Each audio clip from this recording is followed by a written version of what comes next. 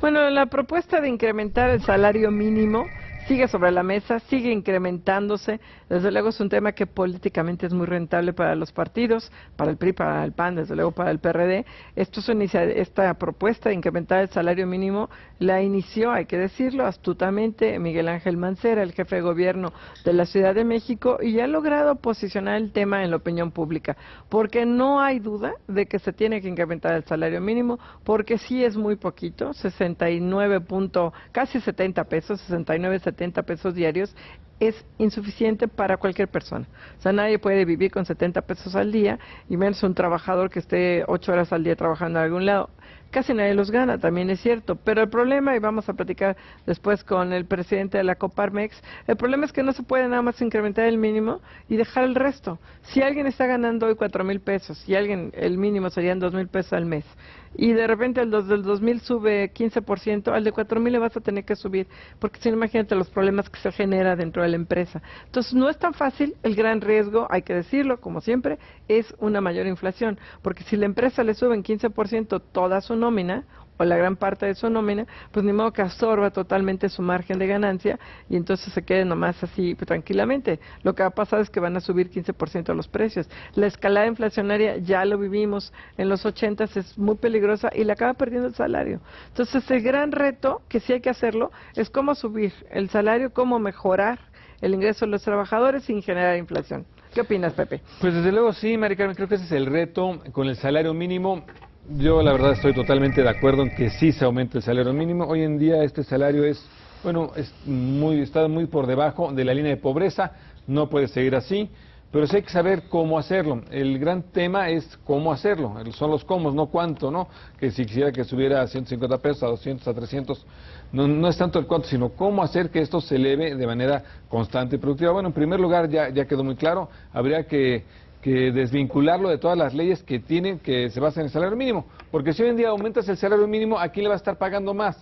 Le va a estar pagando más a partidos políticos imagínate que de por sí ya no necesitan más dinero, pero vendría porque están tasados en salarios mínimos, entonces les vendría mayores recursos por el aumento del salario mínimo. Tendrías problemas con los créditos, por ejemplo, del Infonavit. Los créditos del Infonavit están tasados en salarios mínimos. Estas cuestiones habría que desvincularlas, que separarlas, dejarlas a un lado y entonces sí basarnos propiamente en lo que es la propia percepción de ingresos de quien gana, del trabajador. ¿Un salario mínimo es insuficiente? Sí. ¿Cómo hacerlo? Bueno, yo creo que sí. A las personas que menos ganan sí hay que elevarles desde luego de manera tal cual y dicen por decreto. Bueno, pues sí, el salario mínimo era un decreto, pero ¿qué hacer con todos los demás? Ahí sí te tienes que meter los que ganan 3 salarios mínimos, 4, 5, sí meterte a cuestiones de productividad e incluso con todos. Realmente el tema de productividad aquí va a seguir siendo clave. Bueno, esto es lo que vamos a platicar en unos momentos más con Juan Pablo Castañón. Bueno, está aquí con nosotros Juan Pablo Castañón, presidente de la Coparmex, y muchos temas que hablar contigo, Juan Pablo. Buenas noches, bienvenido. Muy buenas noches, Mari Carmen y Pepe. ¿Qué tal, Juan Pablo? Encantado de estar aquí con ustedes. El primero, indudablemente, es el salario mínimo. Sigue esta polémica, sigue cada vez más fuerte la polémica, y desde luego todos queremos ganar más. No hay absolutamente nadie que tú le digas, oye, ¿cuánto ganas? Pues no ganas suficiente, no quieres ganar más.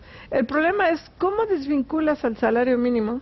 Que todo el mundo también está de acuerdo. Primero hay que desvincularlo de como unidad de medida para sanciones, derechos, multas y todo, contratos de vivienda. ¿Ustedes en la Coparmex tienen alguna propuesta de cuál es la mejor manera, que creo que es el primer paso, desvincularlo?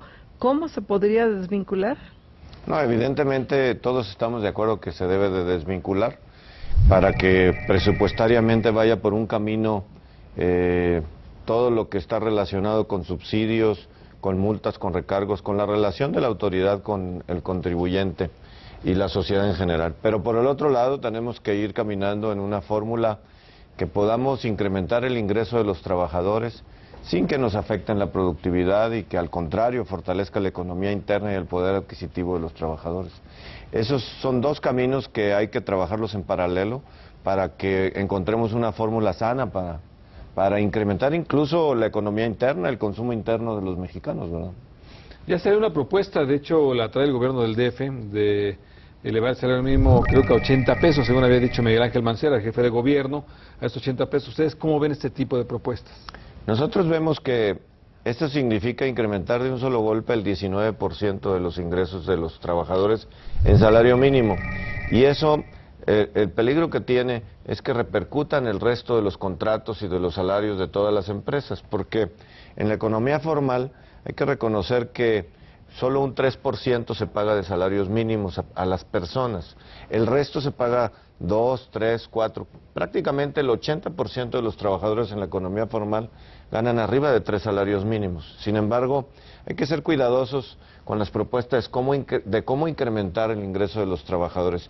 En nuestro punto de vista, tiene que ir ligado con la productividad y también tiene que ir ligado con la formalización de la economía. Hemos hecho un estudio de cómo las regiones en México tienen las que tienen un avance en la formalización son las que han podido combatir con mayor efectividad la pobreza y que también han podido incrementar los ingresos de los trabajadores. Ahí nosotros vemos que la combinación productividad, formalización de la economía nos llevará a tener mejores ingresos para los trabajadores. Bueno, el argumento, insisto aquí, el problema es que incluso con 3 salarios mínimos, sigamos hablando de un salario de 6,000 pesos al mes, es insuficiente. El Coneval ya conocer una cifra la semana pasada de cómo ha subido el costo de la canasta alimentaria y cómo se ha reducido el poder adquisitivo de compra de los salarios, no solamente del mínimo, de todos, y se vuelve como un círculo vicioso porque la mayor parte de la economía no paga impuestos, los que pagamos impuestos estamos cautivos, y ¿cómo romperlo? O sea, ¿qué hacer? Porque sí es cierto que hay que estar ligado a la productividad, sí es cierto que hay un riesgo inflacionario, pero también es cierto que sí es una pérdida muy importante del poder adquisitivo. Sí, Mari Carmen, nosotros estamos preparando igual una visión que la Coparmex puede aportar para esta discusión.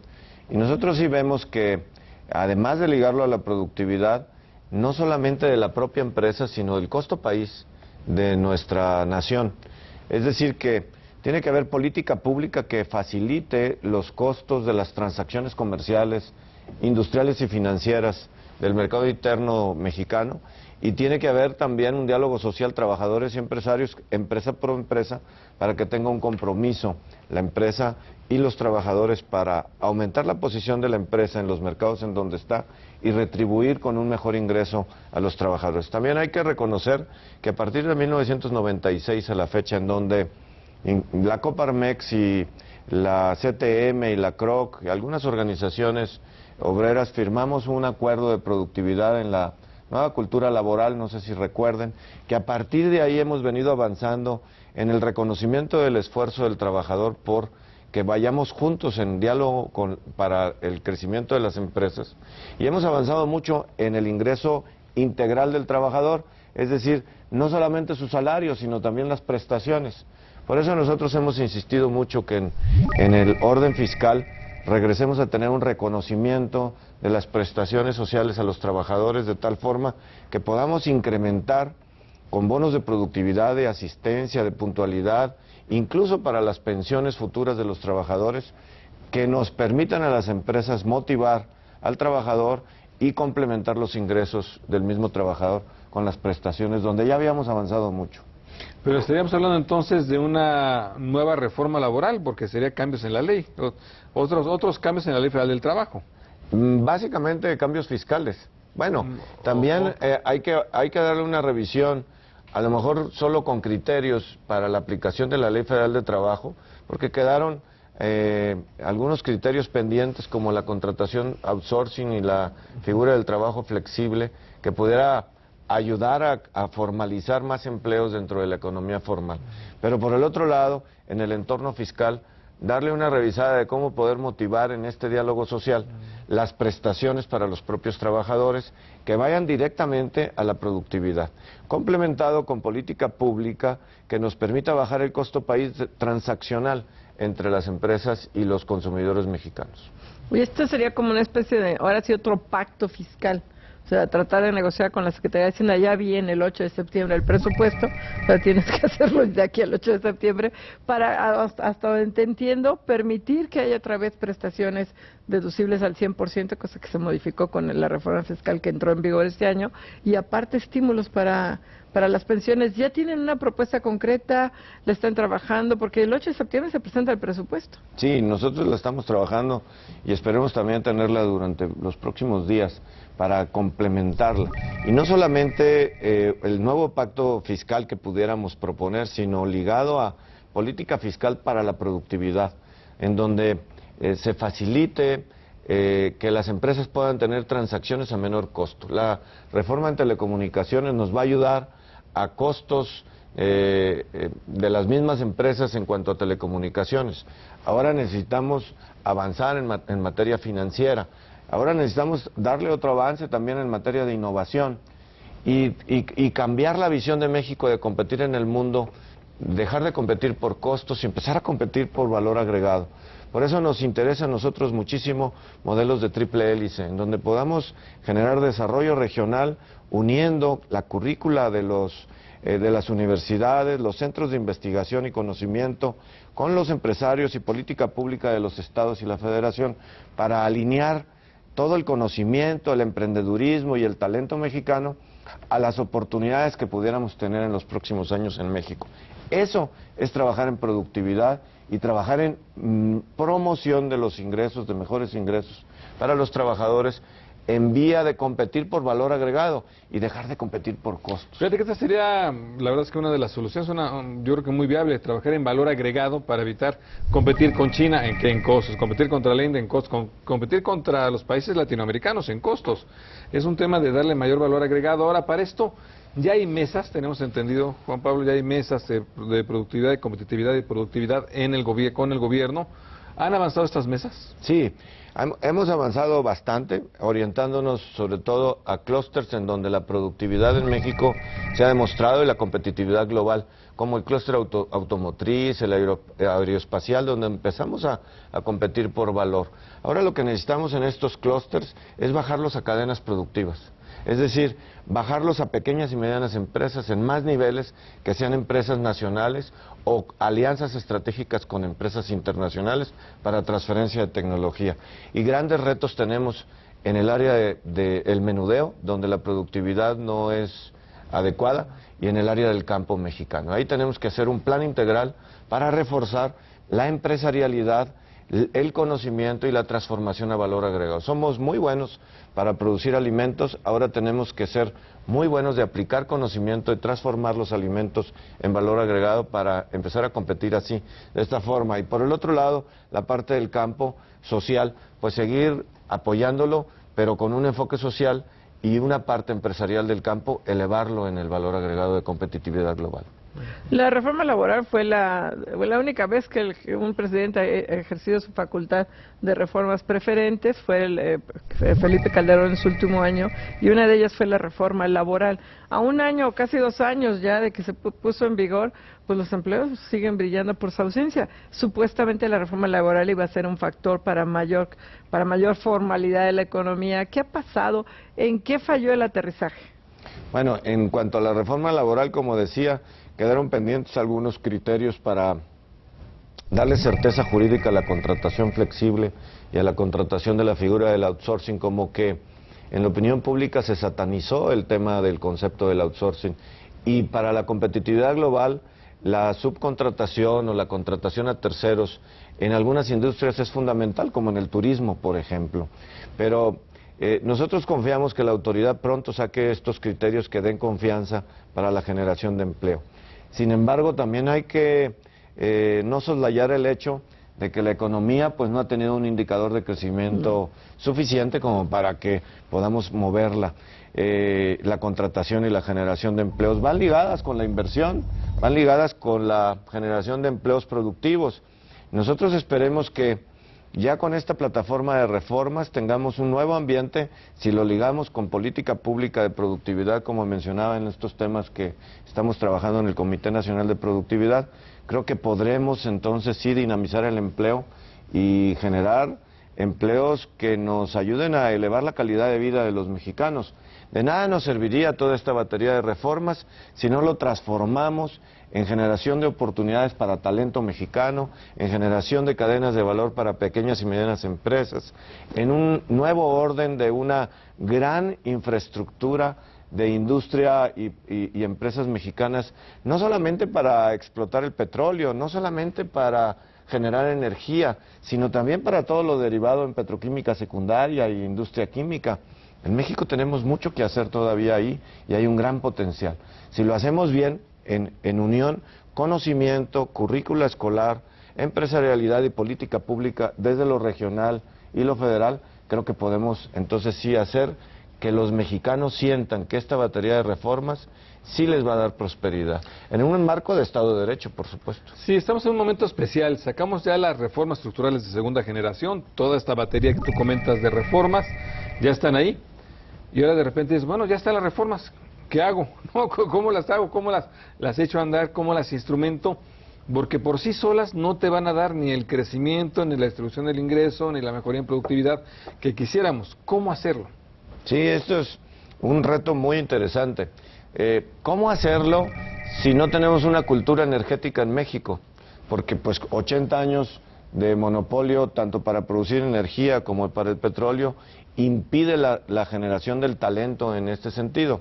Pues tenemos este gran reto de ir generando clústeres de energía en las distintas regiones del país, ir generando el conocimiento, ir motivando a las universidades a la currícula escolar, ligando centros de investigación para transferencia de tecnología. En Coparmex hemos firmado una alianza con la Texas A&M, una universidad especializada en Laredo de gas shale, en donde podamos hacer diplomados para empresarios que les interese el tema del shale y del shale oil, y para tener una plataforma de hacer networking entre empresarios mexicanos y empresarios tejanos para atraer inversiones a México, para tropicalizar la tecnología tejana y para empezar a generar esta gran red de empresarios y talentos mexicanos en materia de energía y de petróleo y sus derivados. No, y además con condiciones laborales que van a ser diferentes porque no van a estar ligados al sindicato de Pemex. Eso también va a ser interesante si van a estar elegidos por la ley laboral, pero no van a tener todas sus prestaciones que tiene el sindicato, ¿no? Y por el otro lado, Mari Carmen y Pepe, hemos nosotros estado impulsando con la Secretaría de Educación Pública el modelo mexicano de formación dual. Este modelo permite que el joven desde la educación media superior pueda estar un tiempo en el salón de clases y el resto del tiempo en la empresa practicando lo que en teoría aprendió en el salón de clases. Si nosotros lo hacemos así, tanto en la educación media superior como en las universidades, en 5 años, o sea, en 4 años... ¿desde la prepa? Desde la prepa técnica, desde el bachillerato, que esté practicando con la figura del aprendiz, con toda, por supuesto, con todo un sistema que lo proteja, pero que también le dé oportunidades y que al final de su preparatoria técnica tenga un certificado de competencia. Qué bien. Que le llevará entonces a generar un salario pues mucho mejor que si no lo tendría, si no tendría este certificado de competencia, incluso chamba ya asegurada en la empresa. Por si no quiere seguir, claro. Por si por ahí le quiere seguir. Y yo creo que es la forma en que podríamos ir generando oportunidades y los técnicos mexicanos que requeriremos para los próximos años. Si lo hacemos todo en conjunto, talento, empresarialidad, transferencia de tecnología, competencia por valor agregado que nos genera el conocimiento, más rápidamente vamos a avanzar en esto. Y aquí el gran reto es que la movilidad social se sienta en las clases con menos oportunidades, que se empiece a sentir oportunidades para los jóvenes, que se empiece a abrir la economía a otras empresas que generen más empleos, y esto generará un sentido de avance hacia una economía del bienestar. Pues desde luego esperemos que así sea. Qué bueno que hay muchas propuestas interesantes en la Coparmex. Me da mucho gusto. Juan Pablo, pues ya nos tenemos que ir. Muchas gracias por tenerte con nosotros. Encantado, gracias por invitarme. Gracias. Fue Juan Pablo Castañón, presidente de Coparmex. Quédese con nosotros. Vamos a un corte y regresamos con el tema de Francia. ¿Qué pasó? De repente salen ministros en Francia y bueno, se lo va a contar todo esto Mari Carmen Cortés.